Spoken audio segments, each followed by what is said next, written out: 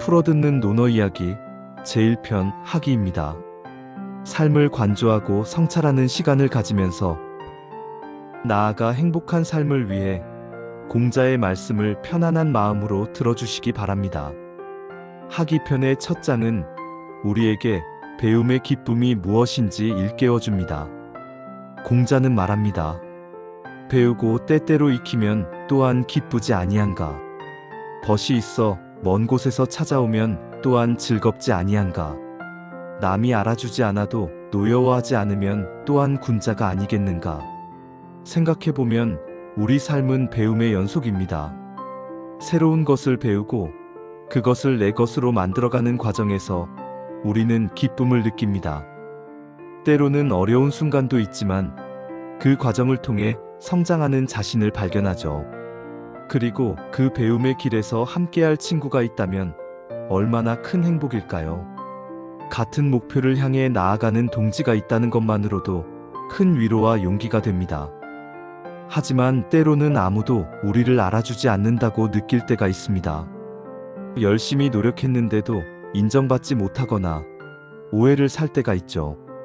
그때 좌절하거나 화를 내기보다는 묵묵히 자신의 길을 가는 것이 진정한 군자의 태도라고 공자는 이야기합니다.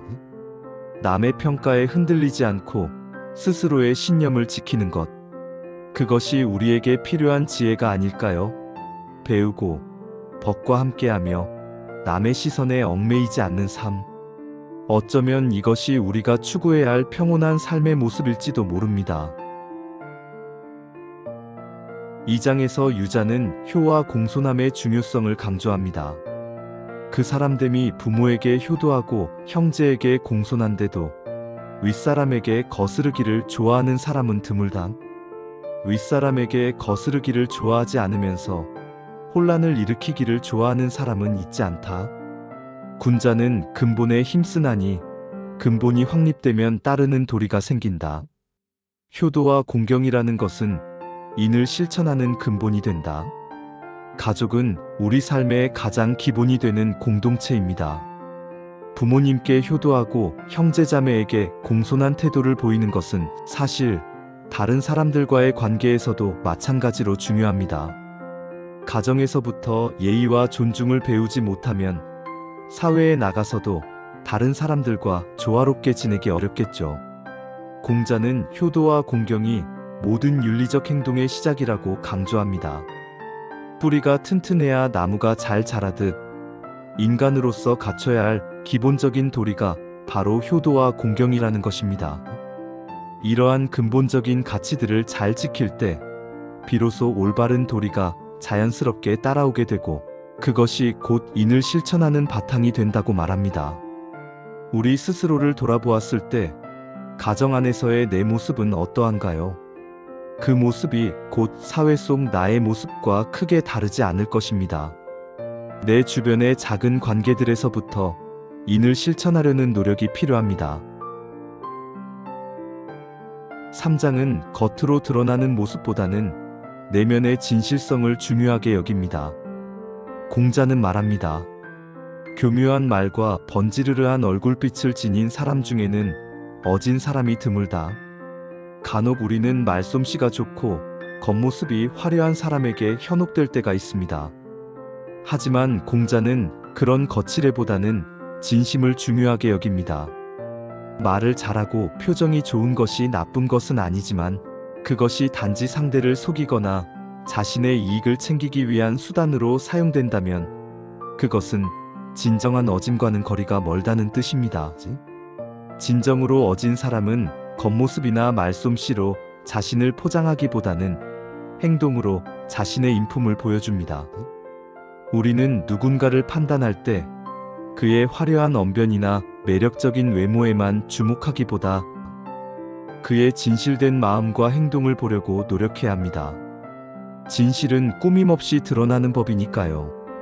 우리 스스로도 겉으로만 번지르르한 사람이 되기보다 내면의 진실된 인품을 가꾸는데 더 힘써야 할 것입니다.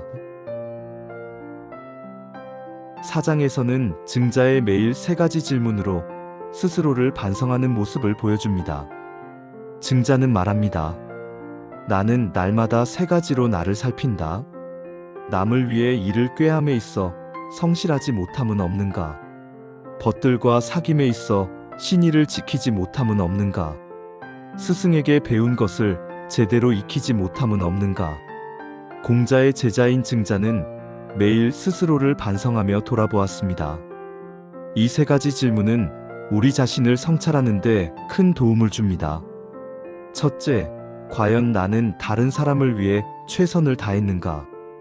어떤 일을 할 때 진정으로 상대방을 위하는 마음으로 임했는지 되새겨보는 것입니다. 둘째, 친구와의 약속이나 관계에서 신의를 지켰는가? 사람과 사람 사이의 믿음은 모든 관계의 기본입니다. 마지막으로, 배운 것을 제대로 내 것으로 만들었는가? 지식을 습득하는 것도 중요하지만 그것을 삶에 적용하고 실천하는 것이 더 중요합니다. 이 세 가지 질문은 우리가 매일 스스로를 점검하며 더 나은 사람이 될 수 있도록 이끌어줍니다. 완벽하지 않아도 괜찮습니다. 중요한 것은 매일 조금씩이라도 발전하려는 노력입니다. 오늘 하루 여러분은 이 세 가지 질문에 어떻게 답할 수 있을까요? 5장은 한 나라를 다스리는 지도자의 덕목을 이야기합니다. 공자는 말합니다. 천대의 전차를 거느리는 나라를 다스리려면 일을 처리할 때 신중하고 믿음이 있어야 하며 비용을 절약하고 사람을 아끼며 백성에게 일을 시킬 때에는 때를 가려서 해야 한다. 나라를 다스리는 것은 쉬운 일이 아닙니다. 공자는 천대의 병거를 거느리는 큰 나라를 다스리는데 필요한 원칙들을 제시합니다. 첫째, 모든 일은 신중하고 믿음직하게 처리해야 합니다.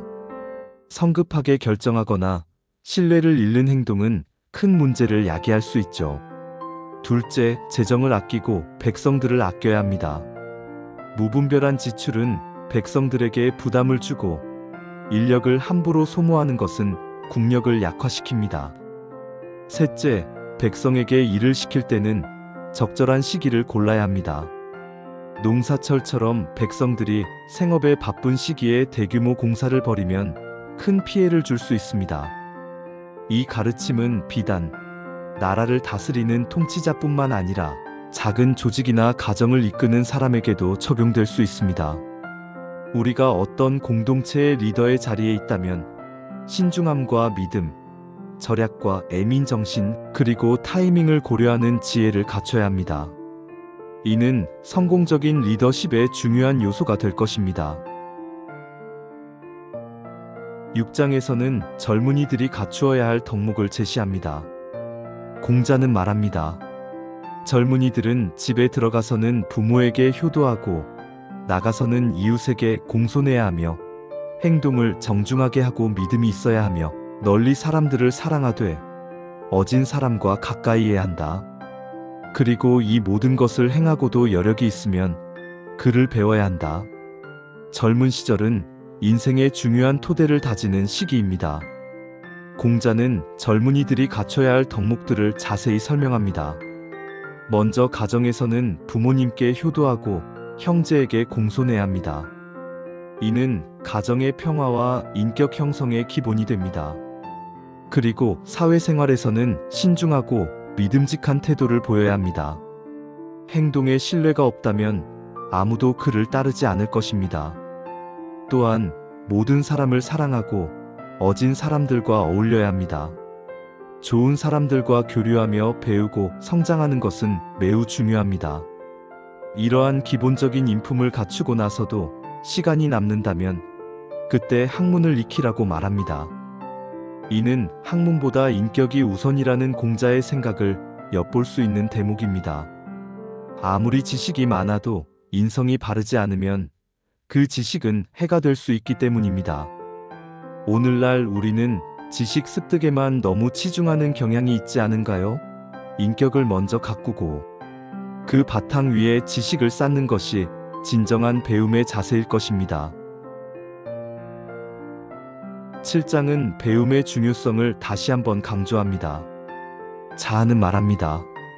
지혜로운 사람을 존중하고 현명한 사람을 숭상하며 부모를 섬기기를 온 힘을 다하고 임금을 섬기기를 온몸을 다하며 벗들과 사귐에 있어 말에 신뢰가 있다면 비록 그가 배우지 않았다고 하더라도 나는 반드시 그를 배웠다고 말할 것이다.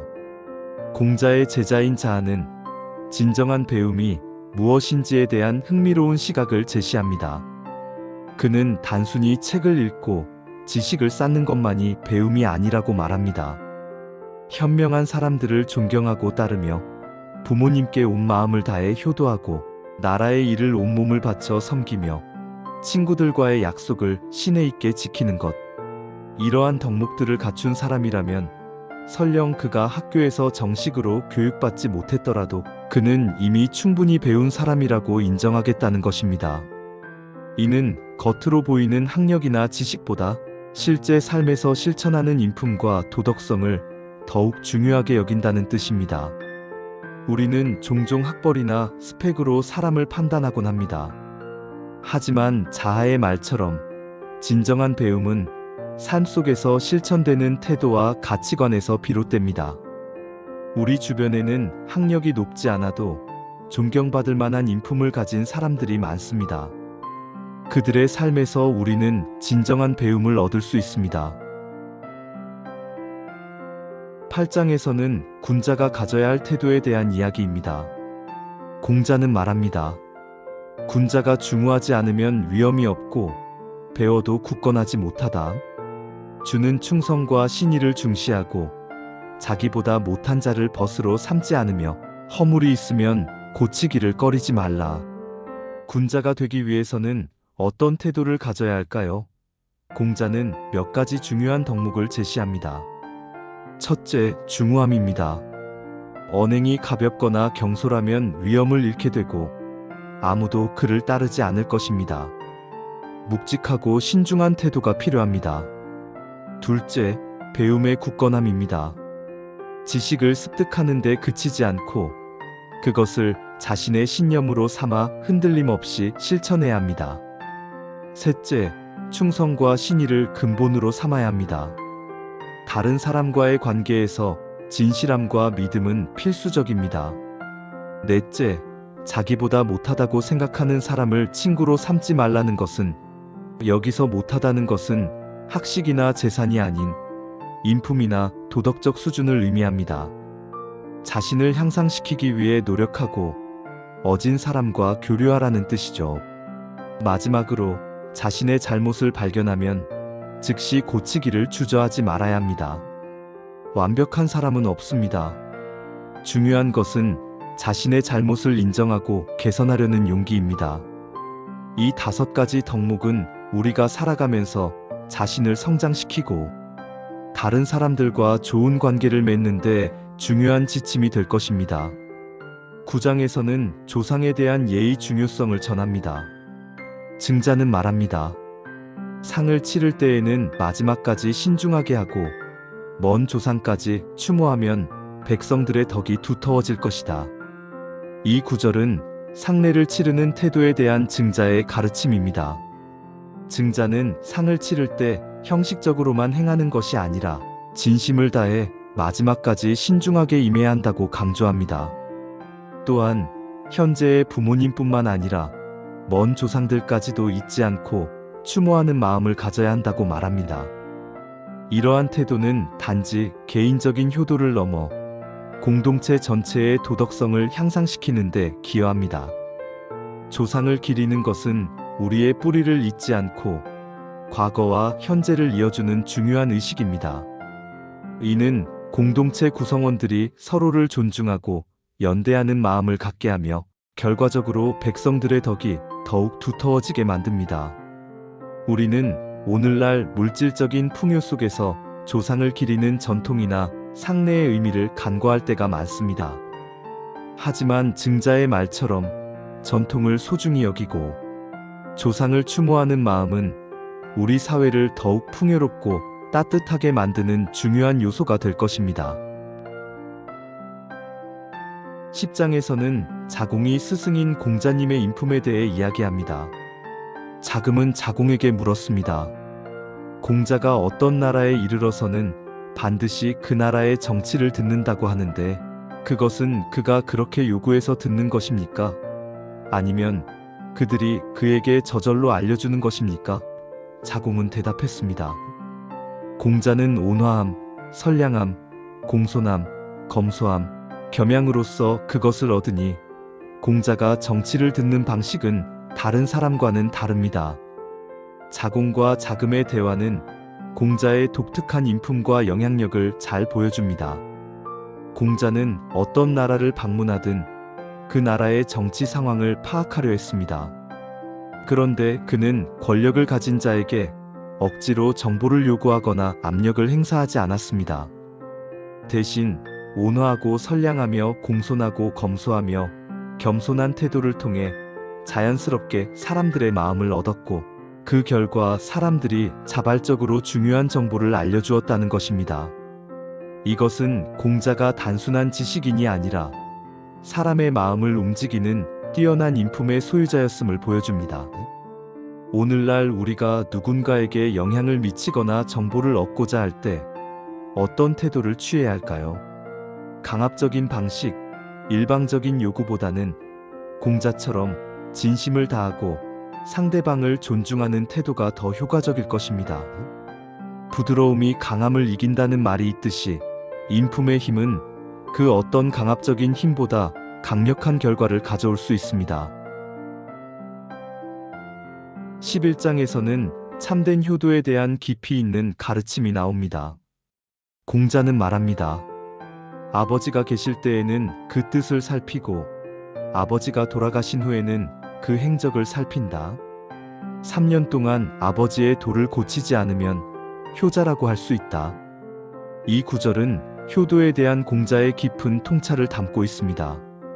아버지가 살아계실 때에는 아버지의 생각과 뜻을 헤아려 따르고 돌아가신 후에는 아버지가 살아생전에 행했던 바를 잊지 않고 이어받으려는 노력이 필요하다는 것입니다. 특히 3년 동안 아버지의 도를 고치지 않는다는 것은 아버지의 가르침과 정신을 오랫동안 변함없이 간직하고 실천하려는 마음을 의미합니다. 단순히 형식적인 제사나 의례를 넘어서 아버지의 삶의 방식과 가치를 자신의 삶 속에서 구현하려는 노력이 진정한 효도라고 공자는 말합니다. 물론 시대가 변하면서 아버지의 모든 방식을 그대로 따를 수는 없을 것입니다. 중요한 것은 아버지의 긍정적인 가르침과 정신을 이어받아 자신의 삶을 풍요롭게 만들려는 진심 어린 태도입니다. 이는 부모님을 존경하고 그들의 지혜를 배우려는 우리의 노력을 일깨워줍니다. 12장에서는 예와 화의 조화를 강조합니다. 유자는 말합니다. 예의 작용은 화합을 귀하게 여긴다. 선왕의 도리도 이것이 아름다운 것이니 크고 작은 일에 이것을 따른다. 그러나 행할 수 없는 것이 있으니 화합만 알고 화합으로 조화시키려 하면 예로서 그것을 절제하지 않는다면 역시 행할 수 없을 것이다. 공자의 제자인 유자는 예의 중요한 기능에 대해 설명합니다. 예는 사람들 사이의 화합을 이루는데 매우 중요하다고 말합니다.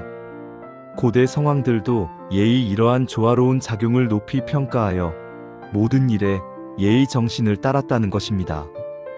예는 사람들이 서로 부딪히지 않고 원만하게 지내도록 돕는 사회적 규범이자 지혜입니다. 하지만 유자는 중요한 경고도 덧붙입니다. 무조건적인 화합만을 추구해서는 안 된다는 것입니다. 만약 맹목적으로 화합만을 강조하고 예로서 적절하게 절제하지 않는다면 오히려 혼란이 초래될 수 있다는 뜻입니다. 예를 들어 무조건 모든 사람의 의견을 들어주고 갈등을 피하려다가 원칙 없는 결정을 내리게 되면 결국 더 큰 문제를 야기할 수 있습니다. 진정한 화합은 무조건적인 타협이 아니라 예의 원칙 안에서 서로를 존중하며 조화를 이루는 데 있습니다. 이는 우리 사회에서 갈등을 해결하고 협력하는 방식에 대한 중요한 통찰을 제공합니다. 13장에서는 신의와 용기의 올바른 방향을 제시합니다. 유자는 말합니다. 믿음이 의리에 가까우면 그 말을 실현할 수 있고, 공경하는 마음이 예에 가까우면 치욕을 멀리할 수 있고, 의지할 사람이 덕 있는 사람이라면 그 또한 본받을 만하다. 유자는 신뢰, 존경, 그리고 누구와 어울려야 하는지에 대한 중요한 가르침을 줍니다. 첫째, 우리의 약속이나 말에 대한 믿음이 정의로운 일과 연결되어 있다면 그 말은 반드시 실현될 수 있습니다. 단순히 약속을 지키는 것을 넘어 그 약속 자체가 올바른 목적을 가지고 있을 때 진정한 가치를 지닌다는 의미입니다. 둘째, 공경하는 마음이 예의 정신에 부합한다면 우리는 부끄러움이나 욕됨에서 벗어날 수 있습니다. 예의를 갖추고 사람들을 존중하면 자연스럽게 좋은 관계를 맺게 되고 자신을 보호할 수 있게 됩니다. 셋째, 우리가 의지하고 배우려는 사람이 덕 있는 사람이라면 그로부터 우리는 긍정적인 영향을 받고 본받을 점을 얻을 수 있습니다. 누구와 어울리느냐에 따라 우리의 삶의 방향이 크게 달라질 수 있다는 것을 보여줍니다. 우리의 언행이 정의롭고 행동이 예의 바르며 주변에 덕 있는 사람들이 많다면 우리의 삶은 더욱 풍요롭고 가치 있게 될 것입니다. 우리는 어떤 사람들과 관계를 맺고 살아가고 있나요? 그리고 우리의 언행은 얼마나 신뢰할 수 있나요? 14장에서는 진정으로 배움을 좋아하는 군자의 모습을 보여줍니다. 공자는 말합니다.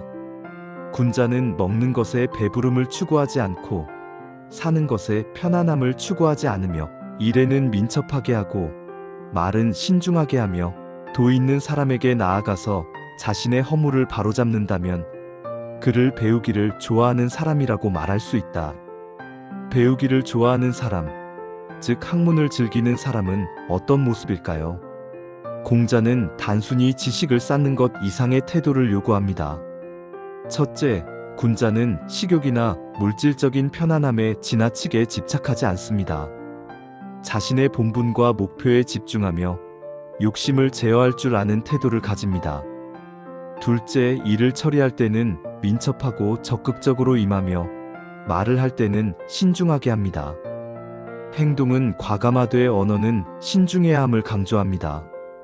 셋째, 가장 중요한 것은 바로 도덕적인 스승이나 선배를 찾아가 자신의 부족한 점을 배우고 고치려는 자세입니다.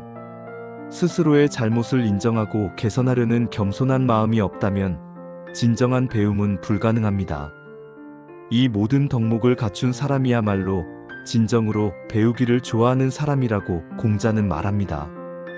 우리는 얼마나 자신의 욕심을 제어하며 맡은 일에 적극적이고 자신의 허물을 인정하고 고치려는 노력을 하고 있나요?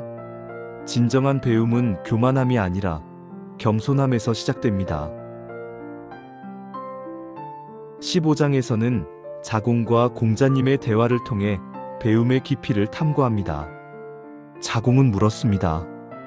가난하더라도 아첨하지 않고 부유하더라도 교만하지 않으면 어떻습니까? 공자는 대답했습니다. 괜찮다. 그러나 가난하더라도 즐거워하고 부유하더라도 예를 좋아하는 것만은 못하다. 자공의 질문은 가난과 부유함 속에서 어떻게 처신해야 하는가에 대한 것입니다. 가난한 상황에서도 남에게 아첨하지 않고 부유한 상황에서도 교만하지 않는 것은 물론 좋은 태도입니다. 하지만 공자는 거기서 한 단계 더 나아갑니다. 진정으로 훌륭한 사람은 가난하더라도 자신의 처지를 비관하지 않고 삶을 즐길 줄 알며 부유하더라도 돈의 힘을 내세우지 않고 예의를 지키며 겸손하게 살아가는 사람이라고 말합니다. 이는 물질적인 상황에 관계없이 내면의 평온함과 도덕적인 삶을 추구하는 것이 더 중요함을 강조합니다. 가난 속에서도 행복을 찾고 부유함 속에서도 겸손을 잃지 않는 것. 그것이 진정한 군자의 모습이며 우리 모두가 지향해야 할 삶의 태도입니다. 돈이 많다고 해서 무조건 행복한 것도 아니고 돈이 없다고 해서 불행한 것도 아닙니다. 중요한 것은 어떤 상황에서도 흔들리지 않는 마음가짐과 올바른 가치관입니다. 하기편의 마지막 16장은 우리에게 진정한 자기 성찰의 메시지를 던집니다. 공자는 말합니다. 남이 자기를 알아주지 않는 것을 걱정하지 말고 내가 남을 알지 못함을 걱정하라. 이 구절은 논어 하기편의 마지막 장이자 가장 많이 인용되는 구절 중 하나입니다. 우리는 살아가면서 종종 남들이 나를 알아주지 않거나 내 진심을 몰라줄 때 서운함을 느끼곤 합니다. 하지만 공자는 그러한 외부의 평가에 연연하지 말라고 조언합니다. 오히려 우리가 걱정해야 할 것은 우리가 다른 사람을 제대로 이해하지 못하고 있지는 않은가 하는 점입니다.